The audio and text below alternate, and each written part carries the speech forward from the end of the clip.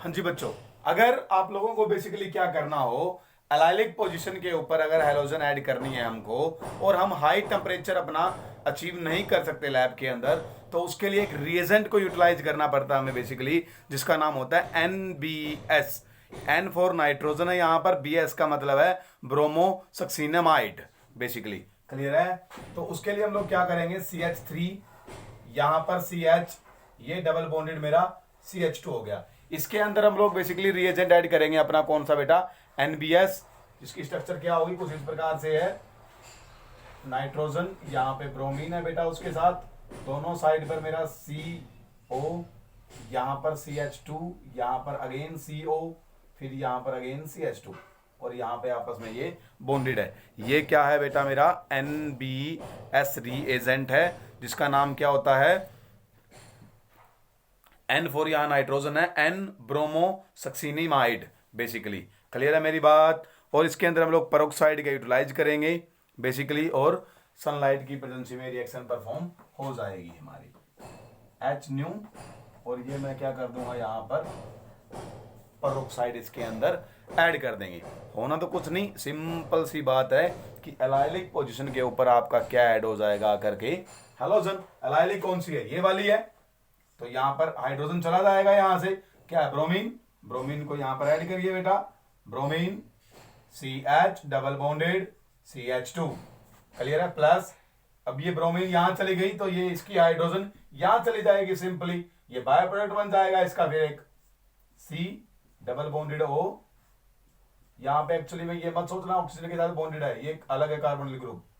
ये क्या हो गया यहाँ पर, CH2, ये भी CH2, और ये यहां पर मेरा बायो प्रोडक्ट बन गया सिंपली। क्लियर बेटा? ये एक तरीका है, अगर आप लोग हाई टेम्परेचर पे रिएक्शन नहीं कर सकते 773 केल्विन के ऊपर, तो उस समय हम लोग को क्या करेंगे बेसिकली बेटा, एलाइलिक पोजीशन पर ऐड करने के लिए एक रिएजेंट का यूटिलाइजेशन करते हैं, जिसका नाम क्या होता है, NBS, N ब्रोमो सक्सीनामाइड उसको बोलेंगे हम लोग। क्लियर है? उसके बाद एक और तरीका है, वैसे तो SO2Cl2 भी यूटिलाइज कर सकते हैं, SO2Cl2 रिएजेंट भी यूज कर सकते हैं हम लोग बेसिकली। ये वाली रिएक्शन जो है वो 475 केल्विन और H न्यू की प्रेजेंसी में होगी, वही एलाइलिक पोजीशन में जोड़ देंगे, SO2 प्लस HCl ये निकल आएगा। उसके बाद वो कह रहा है कि ये तो हो गया आपका बेसिकली, हमने हैलोजन ऐड कर दी। अगर आप लोग सिंपली अगर एल्केन लेते हो, क्लियर है, उसके अंदर अगर आप लोग हाइड्रोजन ऐड करते हो, तब क्या होगा, यहां पर मान लो हम लोगों ने मिथेन मिथेन ले रहे हैं बेटा, CH4, इसके अंदर मान लो कि मैं क्या ऐड कर रहा हूं बेटा, क्लोरीन का एडिशन कर रहा हूं यहां पर सनलाइट की प्रेजेंसी में,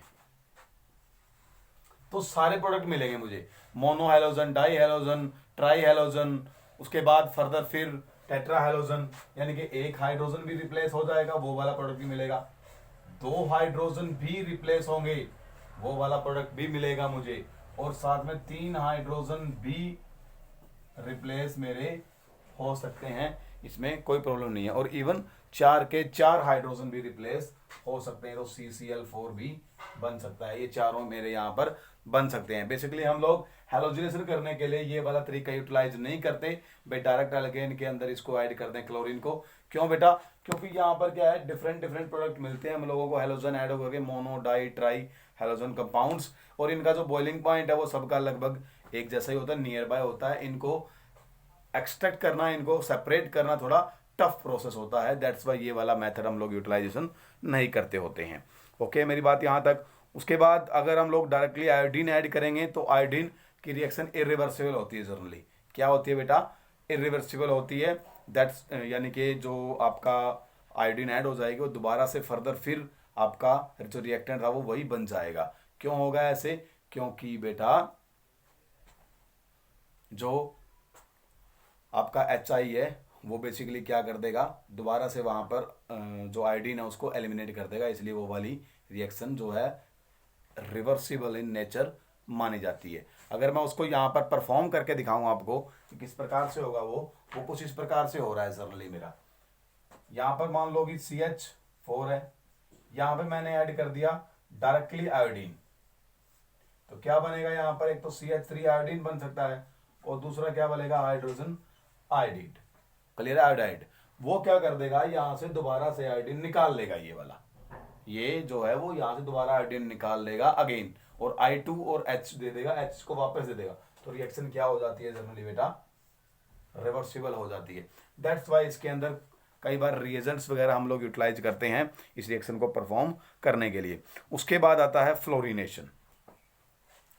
अगर हम लोगों को फ्लोरिनेशन करना हो डायरेक्टली बेटा, तो हम F2 गैस डायरेक्टली ऐड कहीं नहीं कर सकते। अब तक मैंने Cl2 ऐड कर ली, Br2 ऐड करके दिखा दिया आपको डायरेक्ट, लेकिन कभी भी बेटा हम लोग F2 ऐड नहीं कर सकते। क्यों बेटा, क्योंकि अगर डायरेक्टली F2 ऐड करेंगे तो very very highly exothermic in nature होती है, लार्ज अमाउंट के अंदर हीट वहां पर इवॉल्व होगी, क्लियर है, विस्फोट भी हो सकता है, धमाका भी हो सकता है। That's why direct halogen add नहीं करते।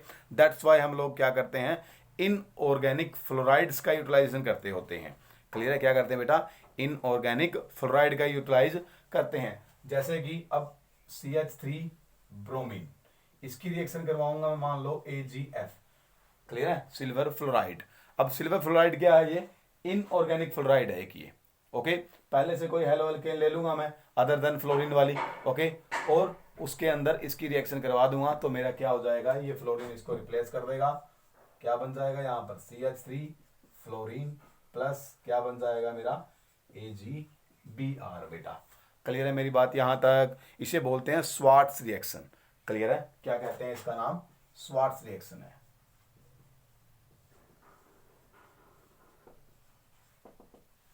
हाँ जी।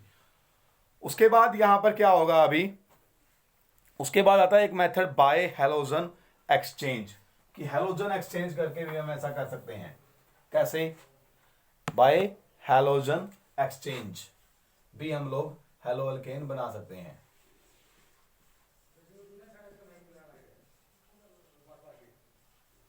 अब जब हैलोजन एक्सचेंज करेंगे हम लोग बेसिकली, तो हम वहां पर क्या करते होते हैं, सिल्वर आयोडाइड का यूटिलाइज करेंगे बेसिकली किसी दूसरी क्लोरीन वाली अल्केन के साथ या फिर ब्रोमीन वाली के साथ भी। मान लो ये वाली जनरली मैंने यूज कर रहा हूं, और इसके अंदर मैं क्या डाल दूं, सिल्वर आयोडाइड डाल दूं, तो यहां पर मेरा क्या आ जाएगा, और इसके अंदर साथ में मुझे ऐड करना होगा एसीटोन, ओके। तो क्या होगा, आयोडीन यहां पर आ जाएगा और क्लोरीन वहां चला जाएगा, क्या बनेगा, RI प्लस NaCl आपका प्रोडक्ट बन जाएगा। कुछ मर्जी लीजिए, यहां ब्रोमीन भी ले सकते हो, नो प्रॉब्लम, ओके। क्योंकि आयोडीन वाले में प्रॉब्लम नहीं आ रही थी, डायरेक्टली अगर हम लोग आयोडीन ऐड कर रहे थे ऊपर, तो क्या हो रही थी वहां पर समस्या, रिवर्सिबल नेचर की थी, तो वो आयोडीन वाला मेथड हम यहां पर यूटिलाइज कर सकते हैं। क्लियर है बेटा यहां तक मेरी बात, ओके। इस वाली रिएक्शन जो हैलोजन एक्सचेंज वाली रिएक्शन है, हैलोजन एक्सचेंज हो रहा है, देखो एक हैलोजन यहां से चला गया, उसकी जगह दूसरा हैलोजन आ गया, अनदर वन, ओके। इसे बोलते हैं फिन क्लिंटन रिएक्शन। क्या बोलते हैं बेटा, बेसिकली फिन क्लिंटन रिएक्शन बोलते हैं इसको, जनरली इंपॉर्टेंट है, इसको थोड़ा ध्यान से कर लीजिएगा। उसके बाद आता है आपका हैलोजन ऐड करने का तरीका, from the silver salt of fatty acid, कि silver salt of fatty acid से भी आप लोग एक हेलो अल्केन ऑब्टेन्ड कर सकते हो।